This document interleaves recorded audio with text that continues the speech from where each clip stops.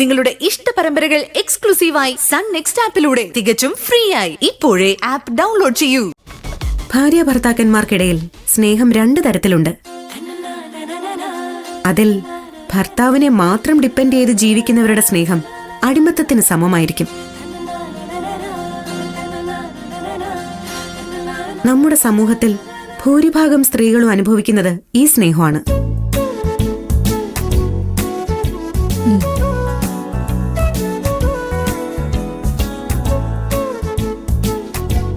ഇനിയൊരു വിഭാഗം ഭർത്താവിനൊപ്പം ജോലി ചെയ്ത് സ്വന്തം കാലിൽ നിൽക്കുന്നവരാണ്. അവരോട് ഭർത്താക്കന്മാർക്കുള്ളത് ബഹുമാനം കലർന്ന സ്നേഹമായിരിക്കും. അവിടെ അടിമത്തം ഉണ്ടാവില്ല. ഡിവോഴ്സ് കൂടി വരാനുള്ള ഒരു കാരണം ഈ അടിമത്തമാണെന്ന് ഞാൻ വിശ്വസിക്കുന്നു. സ്ത്രീയും പുരുഷനും തുല്യരാണെന്ന് പറഞ്ഞിട്ട് കാര്യമില്ല. തുല്യരാണെന്ന് പരിഗണിക്കപ്പെടുന്ന കാലത്തെ ഡിവോഴ്സ് കണക്കുകൾ കുറയും. അസമത്വം കൂടുന്തോറും ഡിവോഴ്സ് പെരുകും.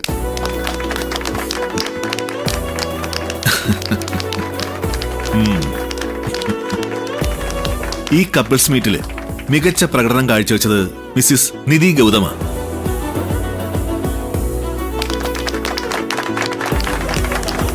സോ ഈ സോഫ്റ്റ്വെയർ ഡീല് ഈശ്വരമംഗലം ഗ്രൂപ്പുമായി ഉറപ്പിക്കാനാണ് ഞങ്ങളുടെ തീരുമാനം.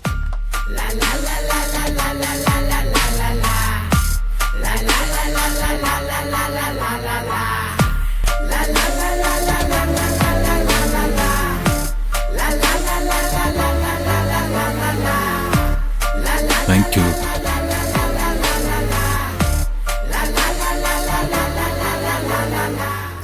ഇനി എല്ലാവർക്കും ഫുഡ് കഴിക്കാം. Yes come in. കറി പശുവിനെ മോളെ വാ. കാത്തിരുന്ന് മുഷിഞ്ഞോ? ഇല്ലെങ്കിലേ ഞാന് അഭിനയിക്കാനുള്ളൊരു തയ്യാറെടുപ്പിലായിരുന്നു. മോൾ എന്നെ അങ്കിളെന്നൊന്നും വിളിക്കണ്ട. എനിക്കതിനുള്ള പ്രായമൊന്നും ആയിട്ടില്ല.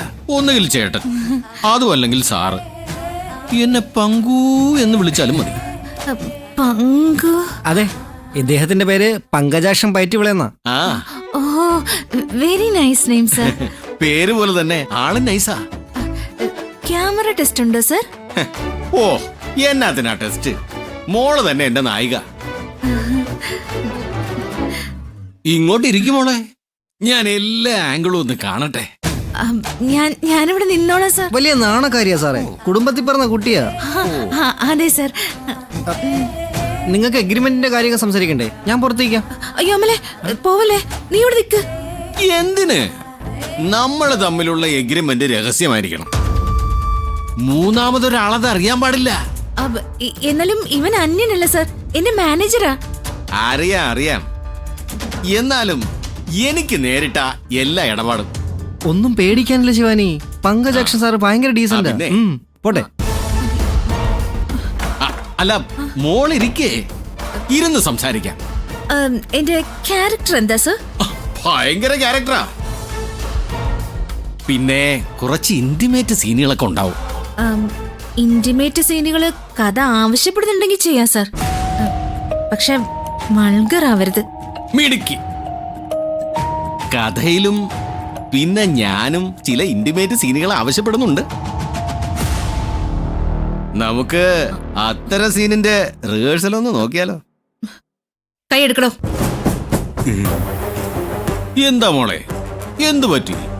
തന്നോട് കൈയെടുക്കാനാ പറഞ്ഞേ. ഈ പങ്കജാക്ഷം പയറ്റുവിള കൈവച്ചാ പിന്നെ എടുക്കാൻ ഇത്തിരി പാടാ. എങ്കിൽ ഞാൻ എടുപ്പിക്കും.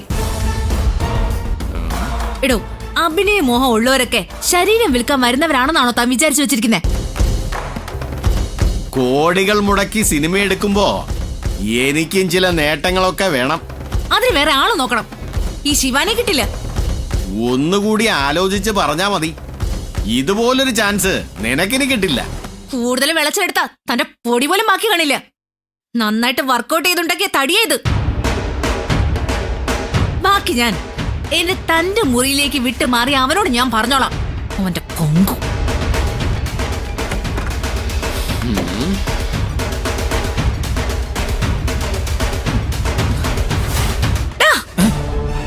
ഇത്ര വൃത്തിയിട്ട് ഒരുത്തന്റെ മുന്നിൽ എന്നെ ഇട്ടു കൊടുത്തിട്ട് നീ ഇവിടെ മാറി നിൽക്കാണോ? അത് പിന്നെ നിങ്ങൾ തമ്മിൽ സംസാരിച്ച് എഗ്രിമെന്റ് ഇടട്ടെ എന്ന് ഞാൻ കരുതി. എന്ത് എഗ്രിമെന്റ്? അവന്റെ ഉദ്ദേശം വേറെ. അവനൊന്നും അഡ്ജസ്റ്റ് ചെയ്ത് കൊടുത്തിട്ട് എനിക്ക് സിനിമയിൽ അഭിനയിക്കണ്ട. സ്കൗണ്ടറൽ. അവൻ എന്നെ കുറിച്ച് എന്താ വിചാരിച്ചേ? അഭിനയ മോഹമായിട്ട് നടക്കുന്നവരെല്ലാം ചീത്ത കുട്ടികളാണെന്നാണോ അവന്റെ വിചാരം? എനിക്ക് നന്നായിട്ട് അഭിനയിക്കാൻ അറിയാം.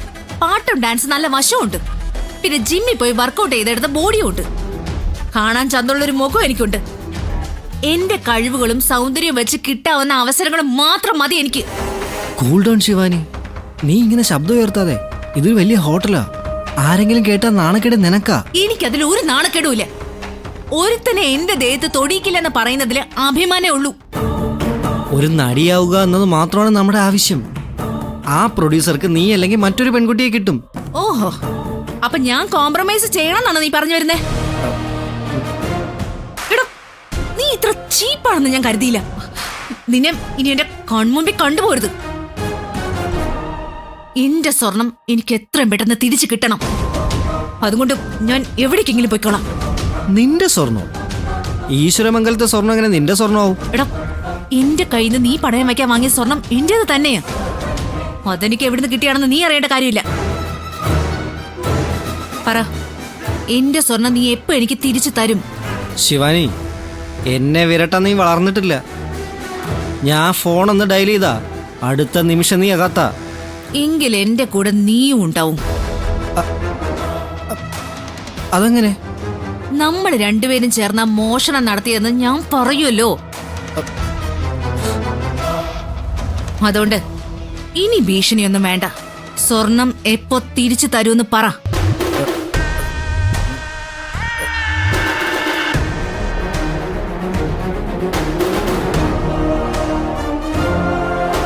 ശിവാനി, പ്രശ്നമായി.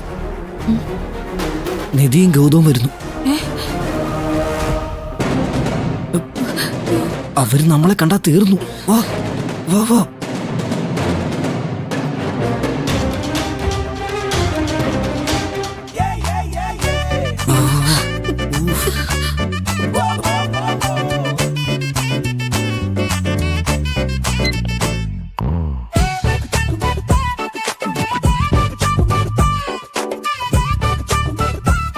എന്താ ഇങ്ങനെ നോക്കുന്നേ? ആ, മീറ്റിംഗിൽ തന്റെ സംസാരം കേട്ട് ഞാൻ അന്തം വിട്ടു. തനിക്ക് ഇത്ര മെച്ചൂരിറ്റി ഉണ്ടെന്ന് എനിക്കറിയില്ലായിരുന്നു. നോക്കിയത് അതുകൊണ്ട് മാത്രമാണോ? ആ, പിന്നെ തന്നെ കാണാൻ സൂപ്പറായിട്ടുണ്ട്.